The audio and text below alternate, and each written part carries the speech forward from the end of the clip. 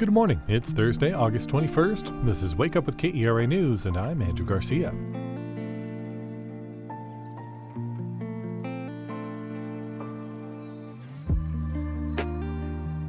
We may just see the return of those showers and thunderstorms from yesterday today.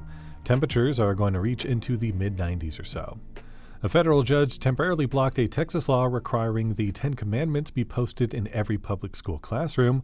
We'll get a deeper dive into that ruling after the news. Recent federal funding cuts will impact the Dallas Safety Net hospital system next year. KERA's Penelope Rivera reports Parkland Health's 2025 budget has been cut in half compared to last year. Most of the cuts come from reductions in Medicaid disproportionate share hospital payments, according to Parkland CEO Fred Cerise. During Tuesday's Dallas County Commissioner Court meeting, he said the program previously gave money to qualifying hospitals serving large numbers of Medicaid and uninsured individuals. That's a significant budget item for us, and so that's probably the most significant variable that we are planning for a reduction. With so many of Parkland's patients uninsured, Cerise said the hospital is looking into moving some patients onto an Affordable Care Act plan. But it's still uncertain how those plans could also be impacted by funding cuts. For KERA News, I'm Penelope Rivera in Fort Worth.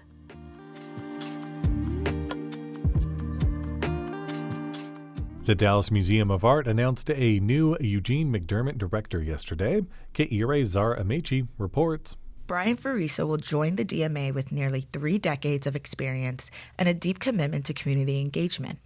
For 20 years, Fariso served as the director of the Portland Art Museum. He led major capital campaigns and created the Arts Access Endowment, which supports free admission for children 17 and under.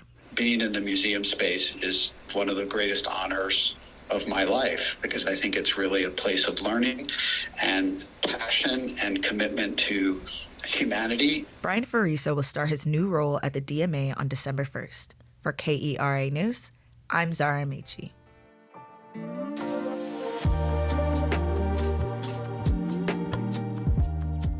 A federal judge has temporarily blocked a Texas law requiring the Ten Commandments be posted in every public school classroom. It was set to take effect September 1st, but the judge ruled Senate Bill 10 likely violates multiple clauses in the First Amendment.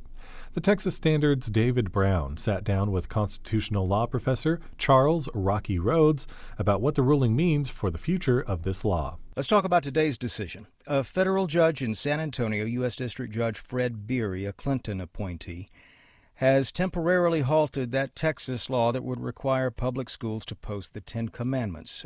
Special note, this is only temporary. Is it clear whether this would go beyond the 11 school districts that were part of this lawsuit?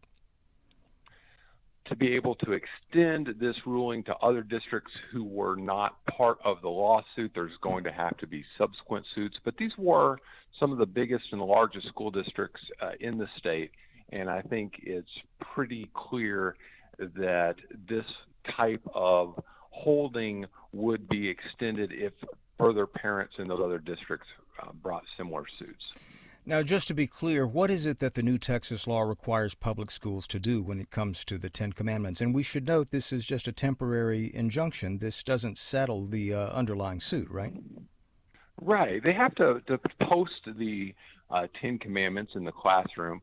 It's, as you mentioned, it's very similar, almost identical to the Louisiana law that the Fifth Circuit has also enjoined. Or upheld an injunction that enjoined the placement of those Ten Commandments in the classroom. And the concern has always been with respect to the Ten Commandments in a classroom, that has a coercive effect, especially on individuals from different religious backgrounds. Judge Beery's opinion is extremely well written for the amount of time that he had to work on this. It's 55 pages long.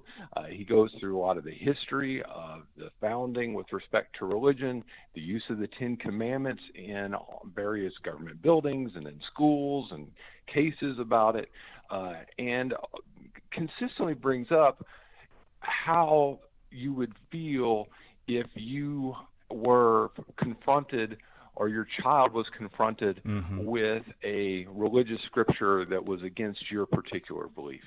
You know, it's fascinating. You talk about the writing here, just quoting from this opinion. Ultimately, Beery writes, in matters of conscience, faith, beliefs, and the soul, most people are Garbo-esque, he says.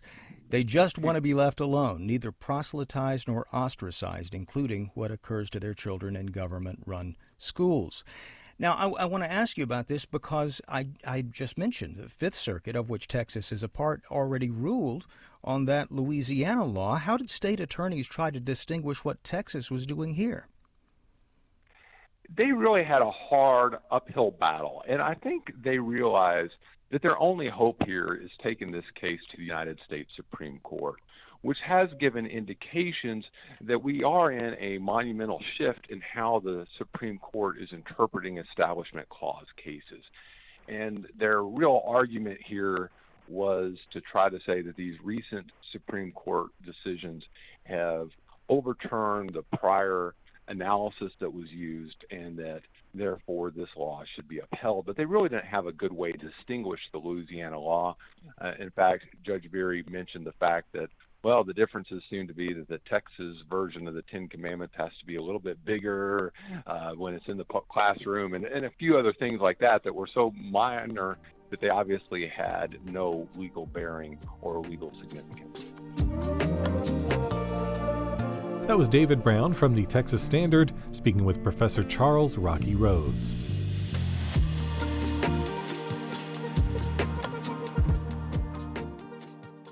The Dallas Wings lost last night's game against the Los Angeles Sparks by just 1 point, 81-80, and with it they were officially eliminated from playoff contention. Despite the rather disappointing season, it hasn't been all bad.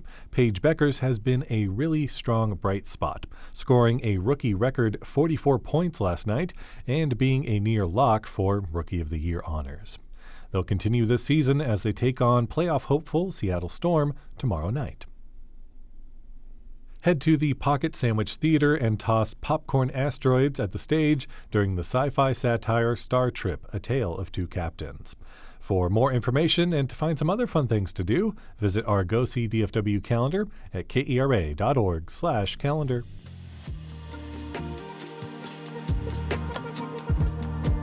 Thanks again for listening to Wake Up with KERA News. I'm your host, Andrew Garcia. The show is produced by Shardae White with editing support from Bekah Morr. For more news in your inbox, visit kera.org/wakeup. That's where you can subscribe to the Wake Up with KERA News newsletter. You'll get a more in-depth look into the news with plenty of good morning vibes. Connect with us on Facebook, Instagram, and TikTok at KERATX. Happy Thursday. We'll see you tomorrow on Friday.